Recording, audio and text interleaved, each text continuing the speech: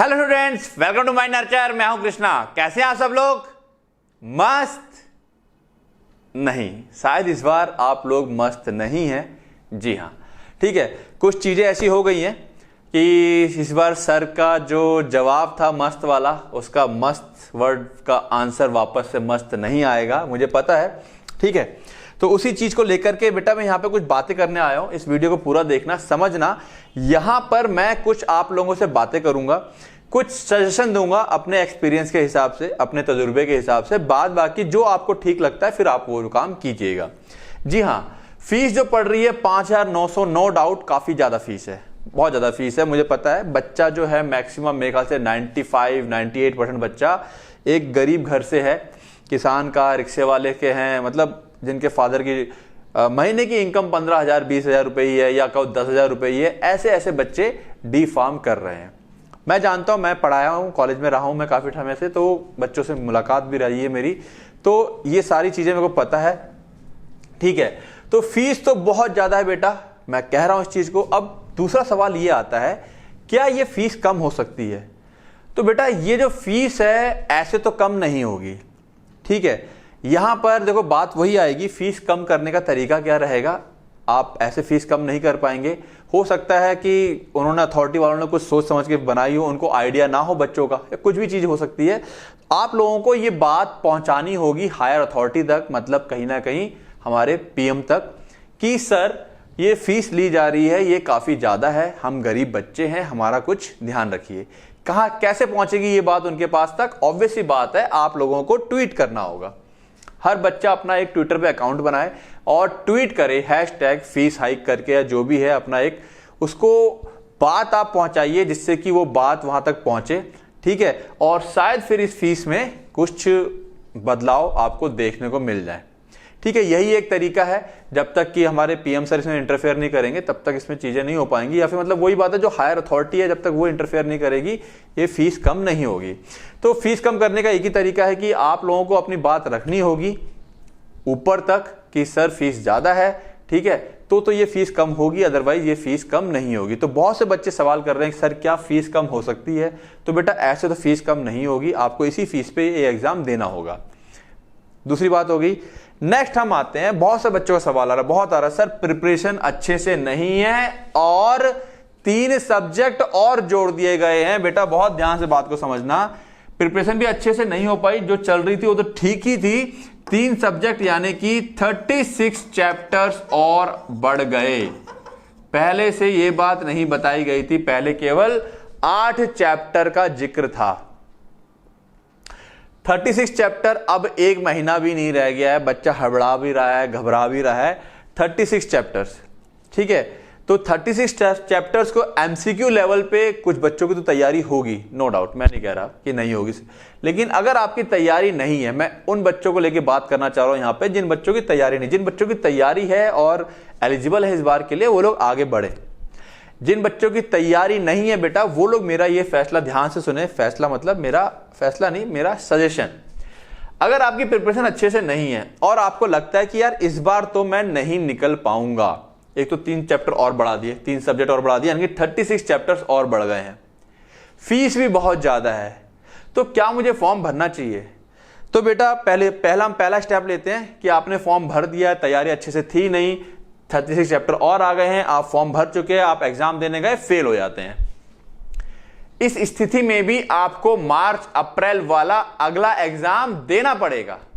Fail हो गए, नहीं निकाल पाए, ठीक है, क्योंकि तैयारी पूरी नहीं थी, 6,000 रुपए भी आपके चले जाएंगे।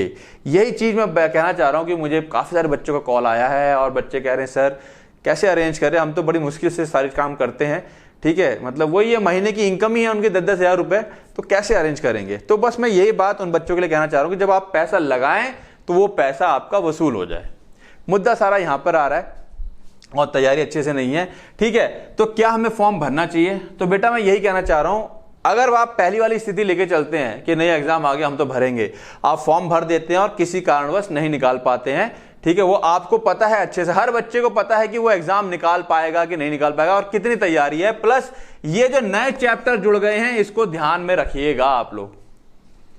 अगर उसको लगता है कि यार मैं निकाल दूंगा तो ठीक है, अगर उसे लगता है कि नहीं निकाल पाएगा, उसने फॉर्म भर दिया है और वो रह जाता है, तो बेटा 6,000 रुपये भी गए और उसे अगला एग्जाम भी देना पड़ेगा।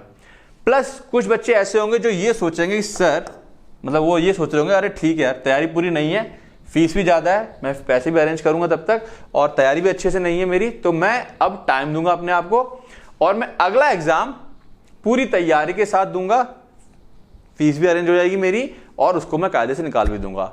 तो जी हाँ, मैं ये कहना चाह रहा हूं कि अगर आपको जरा सा भी डाउटफुल कंडीशन है तो आप ये वाला एग्जाम ड्रॉप कर दीजिए। साल में 2 एग्जाम होंगे, अगला एग्जाम मार्च अप्रैल में होगा।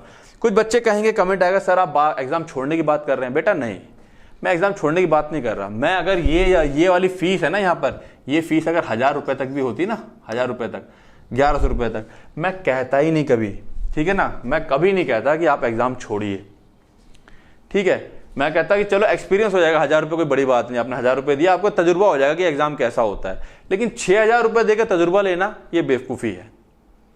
तो मैं बस यही कहना चाह रहा हूं बच्चों से, बहुत ध्यान से, फीस कम हो सकती है क्या, वो मैंने बता दिया, फीस कम ऐसे तो नहीं होने वाली, ठीक है।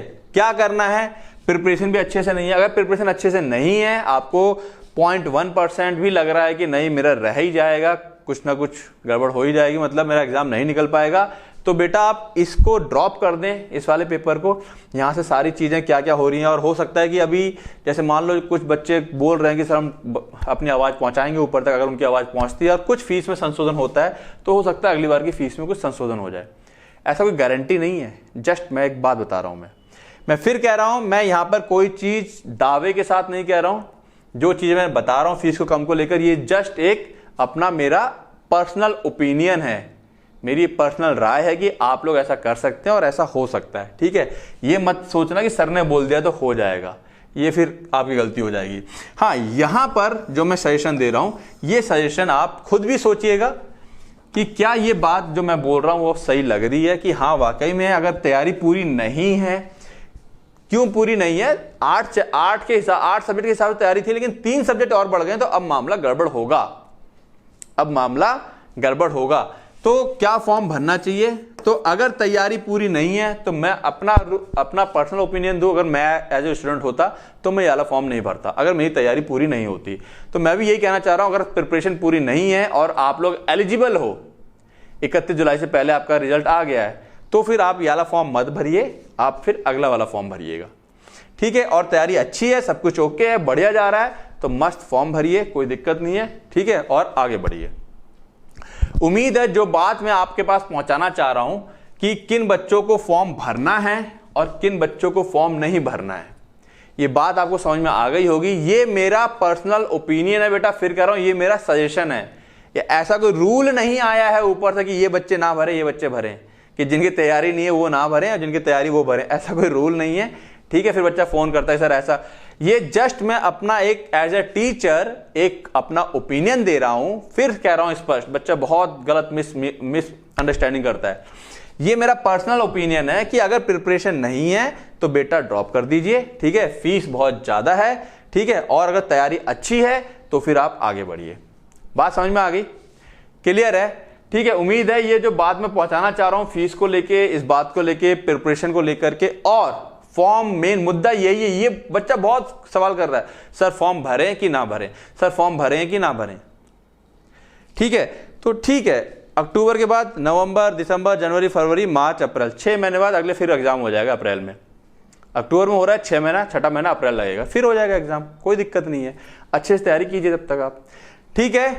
तो ये बातें हमने करी कि फॉर्म भरना है कि नहीं भरना है। इसके बाद एक वीडियो और बनाऊंगा मैं, जो बच्चे एग्जाम देने पे ही उतारू हैं, मतलब तैयारी अच्छे से है और एग्जाम दे रहे हैं, तो वो लोग किस तरह से तैयारी करेंगे कि उनका 100% एग्जाम निकल जाए, उस चीज पे भी हम लोग चर्चा करेंगे इसके अगले वीडियो में, ठीक है ना। फिलहाल एक छोटा वीडियो बनाया ताकि सब बच्चे जल्दी से देख लें, इसे समझ लें कि क्या करना है। जो मैंने यहाँ पे अपनी पर्सनल राय दी है, इसमें आप अपनी राय रखिएगा, अपना सोच समझ करके अपने पेरेंट्स से डिस्कस करके फिर आप फॉर्म को फिल कीजिएगा, ठीक है, कि सर ऐसा डिस्कस कर रहे हैं, हम ऐसा करना चाह रहे हैं, तो क्या करना चाहिए, ठीक है।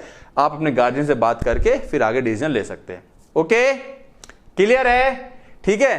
तो जो मैंने बात यहाँ कहना चाह रहा हूं, उम्मीद है ये बात आपके पास तक पहुंच गई होगी और आप इसको सोच समझ करके अब आप अपना फॉर्म फिल करेंगे। ओके, ठीक है। अगले वीडियो में आपको बताऊंगा तैयारी कैसे करनी है, ठीक है। तब तक पढ़ते रहें, रिवाइज करते रहें। All the best.